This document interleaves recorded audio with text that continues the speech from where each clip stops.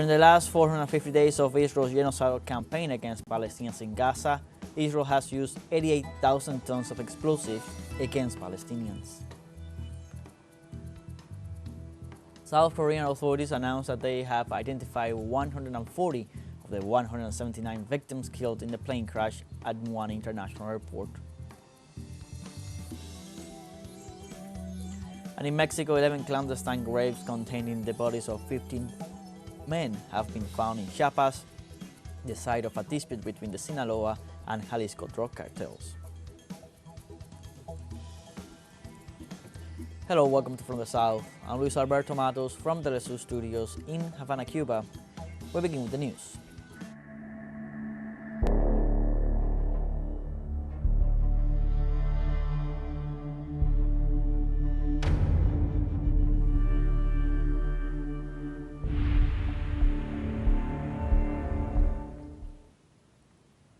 In the last 450 days of Israel's genocidal campaign against Palestinians in Gaza, Israel has used 88,000 tons of explosives against Palestinians. Through a communique issued this Sunday, the Gaza Information Office has reported that the Israeli regime has carried out 9,973 massacres in the Gaza Strip since last October 2023. So far, the Zionist entity has killed 45,514 Palestinians in the Gaza Strip and 8,189 others have been wounded. Despite the condemnations of the leading international bodies, the United Nations and its resolutions to put an end to its genocide in Gaza, Israel continues to attack Palestinian civilians.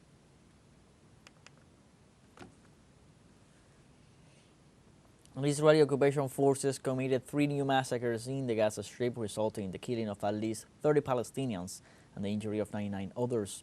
The attack also targeted the Al-Wafa and the Ali hospital. According to reports, emergency services are still unable to reach many victims and corpses trapped under the rubble or scattered on the roads of the war-torn enclave, as Israeli occupation forces continue to obstruct the movement of ambulance and civil defense teams. Israel's genocidal onslaught continues unabated despite UN Security Council calls for an immediate ceasefire and International Court of Justice directives urging action to prevent genocide and alleviate the severe humanitarian situation in Gaza.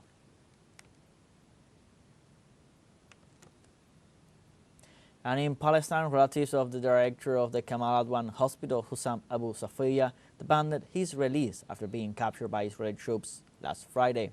According to family members and colleagues, the Israeli regime accused the doctor of being a Hamas agent and insists he must therefore be interrogated. The complainants stressed that Abu Safiya was forced to undress and was then beaten with an electric cable before being taken to an unknown location. It is believed that the doctor became a target of the Zionist regime after publishing videos in recent weeks giving details of the situation in the hospital where he worked, which is currently unable to reopen due to the Israeli siege.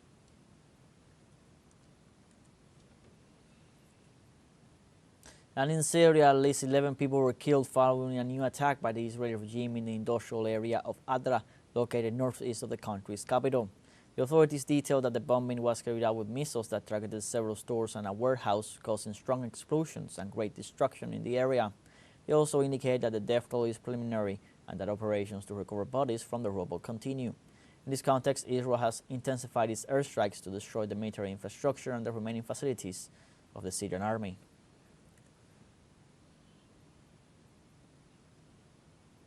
And on Monday, the United Nations Security Council will address recent escalation between Israel and Yemen amid warnings of growing regional instability. The Tel Aviv delegation called for the meeting just 5 days after Israeli air raids on Sana'a International Airport, Red Sea ports, and Yemeni power stations. Following last Thursday's bombings, the UN body confirmed numerous casualties, including at least 3 dead and several wounded UN workers. The attack on the airport took place while World Health Organization Chief Tedros Adhanom Ghebreyesus was on site.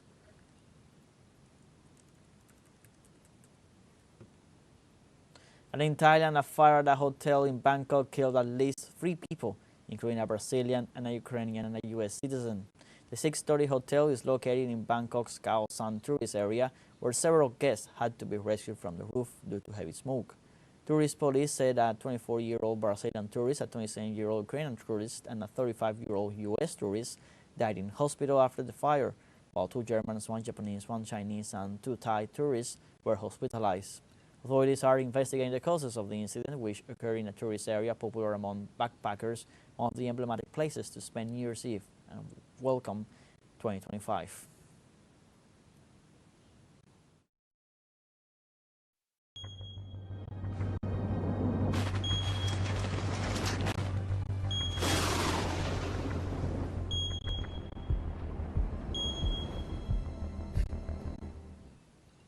In Mayotte, city workers clean up the streets of the capital, Mamoudzou, after Cyclone Chido hit the territory in mid-December. After the passage of Cyclone Chido, several villages of the capital of Mayotte were flooded with all kinds of vegetation and household waste.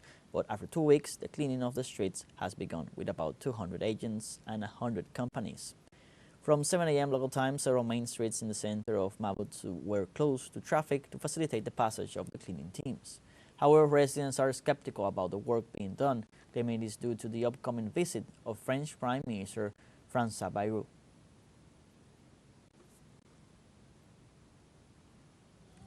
And in the Philippines, officials said a 5.6 magnitude earthquake struck the northern tip of Luzon, the country's largest and most densely populated island in the north of the archipelago. The epicenter was located 55 kilometers below the surface of Luzon, between the municipalities of Pagudpud and Claveria. There have been no reports of damage from the event, which occurred at 10:56 a.m. local time. The Philippines is located on the so-called Pacific Ring of Fire, one of the most active seismic and volcanic regions on the planet, as well as an area prone to the emergence of storms and other atmospheric systems of greater intensity. We now have a short break coming up, but first remember you can join us on TikTok at teleSUR English, where you'll find news in different formats, news updates, and much more. We'll be right back. Stay with us.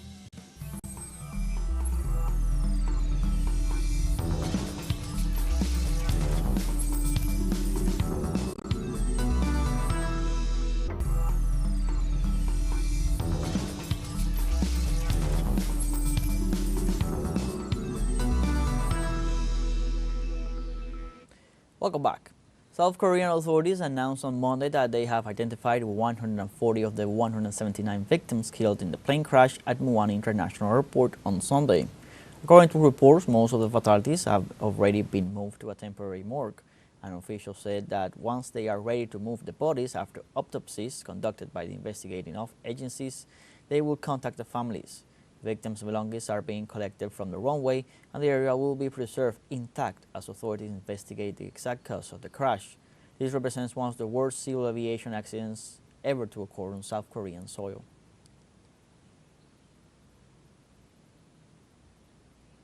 In this context, rescuers found on Sunday one of the 2 black boxes of the plane. Official sources said the device is damaged, which could delay its analysis to determine the real causes of the tragedy, which occurred on the morning of December 29th when the flight returned from Thailand and landed at Muan International Airport. So far, it is reported that the plane had problems releasing the landing gear, hit a concrete fence, and caught fire after being hit by a bird. The accident is already considered the 2nd deadliest in South Korea and one of the 3 worst landing accidents in the world. In South Korea as well, a joint investigation team on Monday requested an arrest warrant for President Yoon Suk-yeol after he ignored 3 summons for questioning. The petition was filed with the Seoul Western District Court after alleging that Yoon led an uprising and abused his authority by declaring martial law on December 3rd. The South Korean parliament impeached President Yoon on December 14th and removed him from office for the next 6 months, pending his reinstatement or permanent disqualification. The announcement marks the first time a South Korean president has faced the possibility of arrest while in office.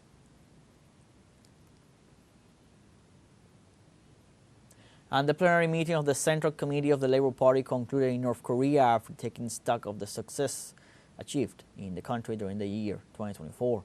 The meeting was led by Kim Jong-un, General Secretary of the Workers' Party of Korea, and was attended by full members as well as deputies and officials of the party's Central Committee.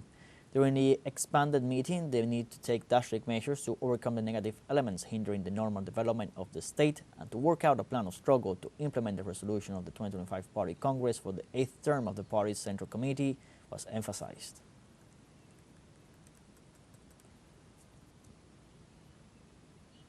And in northwest India, farmers' protests led to the cancellation of more than 150 trains and roadblocks on dozens of highways. Local media reported that hundreds of farmers are rallying in 20 districts of Punjab state, known as the breadbasket of India. The demonstration was also accompanied by a strike call which has caused the closure of stores and factories all over Punjab. Members of two major agricultural unions demand that the central government comply with the legal guarantees to fix a minimum price for their crops, pensions for farmers, and the clearing of charges against several demonstrators.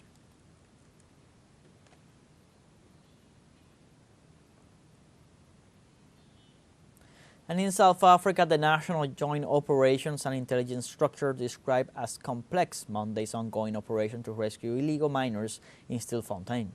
In a communique, the government authority pointed out that the death of the mine is one of the aspects that directly affect the way the work is carried out, adding that the rescue team recommended that the necessary resources and experience be acquired, taking into account the practicality and risk involved. It is estimated that several hundred illegal miners remain in the mine to avoid arrest as a result of a police operation aimed at eliminating this phenomenon, which is not only damaging the country's economy, but it's also a security problem for the communities.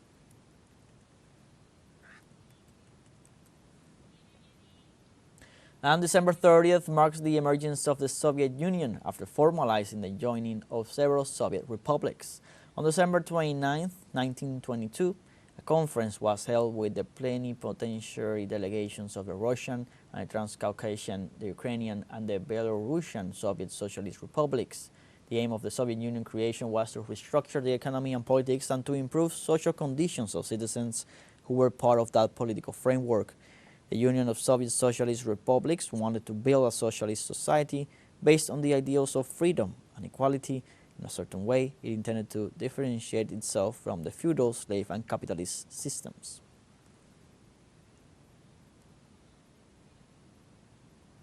We now have a second short break coming up, but before we invite you to visit our YouTube channel at teleSUR English, there you'll be able to rewatch our interviews, top stories, special broadcastings, and more. Hit the subscribe button and activate the notification bell to stay up to date on the world's most recent events. Final short break, don't go away.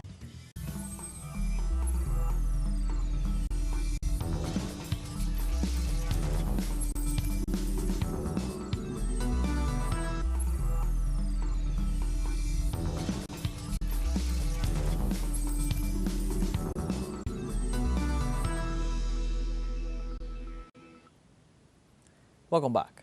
In Mexico, 11 clandestine graves containing the bodies of 15 men have been found in Chiapas, the site of a dispute between the Sinaloa and Jalisco drug cartels. The discovery was made during an operation in the city of La Concordia, on the border between Mexico and Guatemala. In addition, 4 people were arrested with drugs and firearms. The state prosecutor's office reported that the operation was carried out in 2 different properties. In the first one, 3 bodies were found in 3 graves, and in the other one, 12 bodies were found in 8 graves. The conflict over drug routes, migrants, and arms trafficking has displaced more than 10,000 people in recent years, including Mexicans who have fled to Guatemala.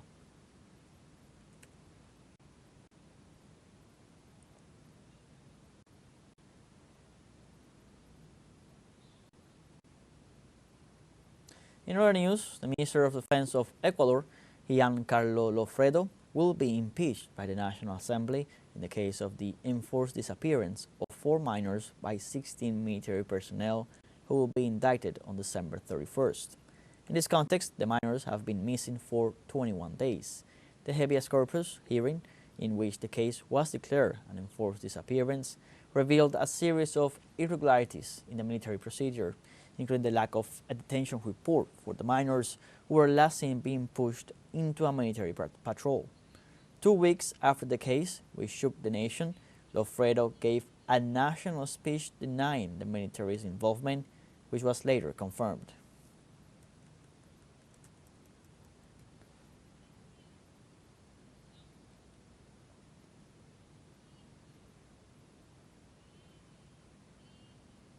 Meanwhile, in Colombia, the Institute for Development and Peace Studies has denounced the assassination of Joselito Acosta León, a recognized social leader. Acosta León was president of the Community Action Committee of the village of La Diana, the municipality of Ortega. According to reports, so far the circumstances of the murder are unknown.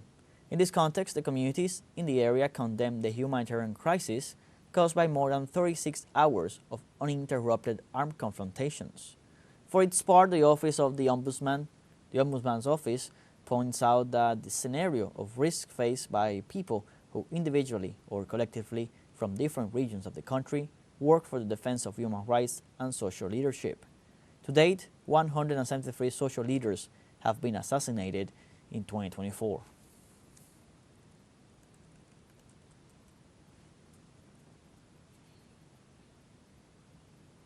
Moving on to Argentina, Javier Milei announced his government's goals for 2025, which include more privatization, labor and social security reform, and the elimination of 90% of taxes. According to his plans, he hopes to reduce 90% of taxes and keep only 10 of them, which would make it possible to reduce the fiscal pressure on Argentines and businesses, and at the same time promote economic growth. As for the comprehensive labor reform, he said that he will continue to deregulate and remove obstacles, which implies a new reform of the state to reduce it even more.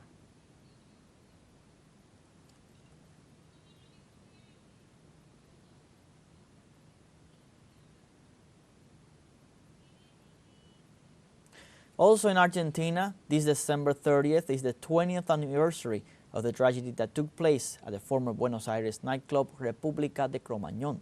In this incident, as a result of a fire, 194 people died and more than 1,400 were injured, many of them teenagers and young adults. In this context, organizations of survivors and relatives of the victims have been conducting different cultural and social activities to continue with the claim for memory and justice. Participants have been involved in tributes, talks with survivors and families, and craft fair held at Plaza de Mayo and at the Cromañón Sanctuary.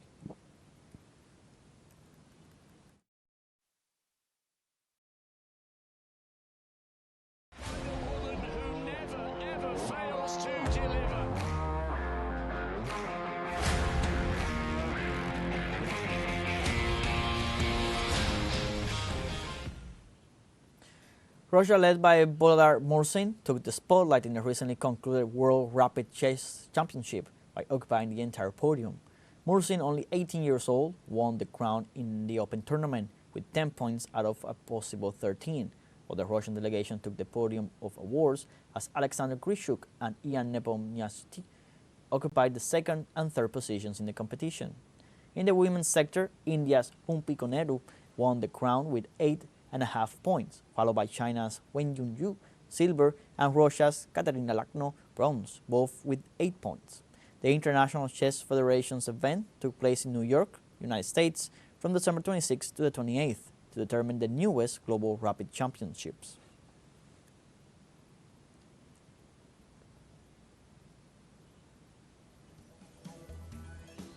Like this, we have come to the end of this news brief. You can find these and many other stories on our website at telesurenglish.net. So join us on social media, Facebook, X, Instagram, Telegram, and TikTok. For TeleSUR English, I'm Luis Alberto Matos. Thank you for watching.